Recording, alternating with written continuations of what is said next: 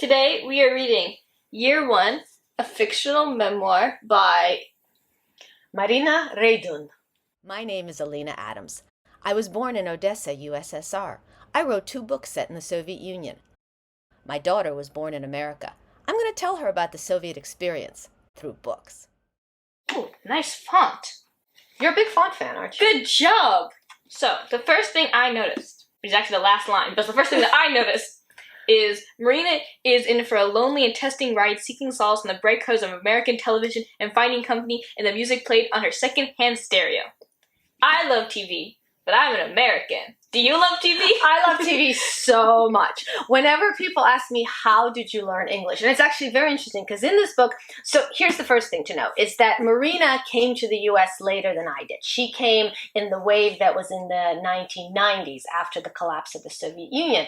I came in the 1970s before the collapse of the Soviet Union. Also, she came to Brighton Beach, Brooklyn, and I went to San Francisco, California. And the main difference there is between the time and the place is that when I came to the United States in the 1970s, I started at a Jewish day school, which was actually really convenient since I didn't speak Hebrew or English, so it didn't really matter. But the key thing is, I came before ESL, English as a Second Language, was a thing. So I was thrown right into all the kids. I was the only one who spoke Russian. All the other kids spoke English. One of the things that Marina writes about in her book is that she was actually sent to an ESL, English as a Second Language class, because when she came in the 90s, there were so many Russian speakers and other non-English speakers in the Brighton Beach community that she went to a special class, which was for kids who don't speak English, whereas I was just thrown in. It's like, speak English, don't speak English, figure it out.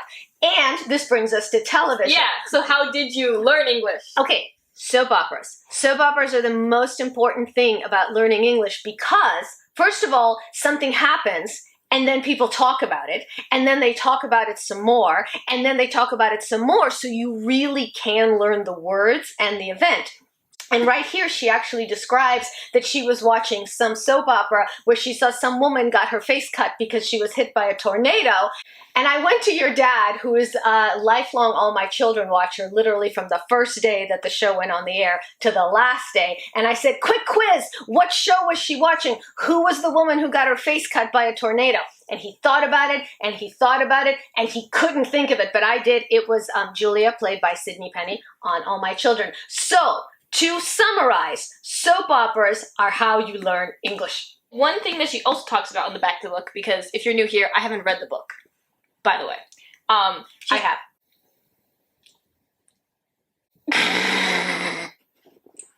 She's talking about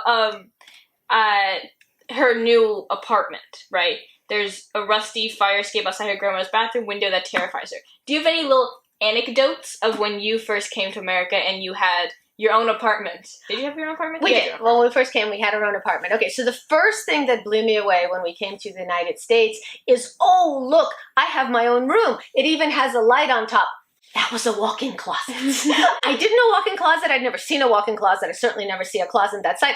I'd certainly never seen a closet that has a light in it. So one of the things that I was definitely blown away with was the walk-in closet. And the other thing is, you know, people just throw away furniture on the street, and you can go and you can just take it, and it's perfectly good furniture. And here's a tip. We've been in the United States since 1977, so let's do some quick math, over 40 years.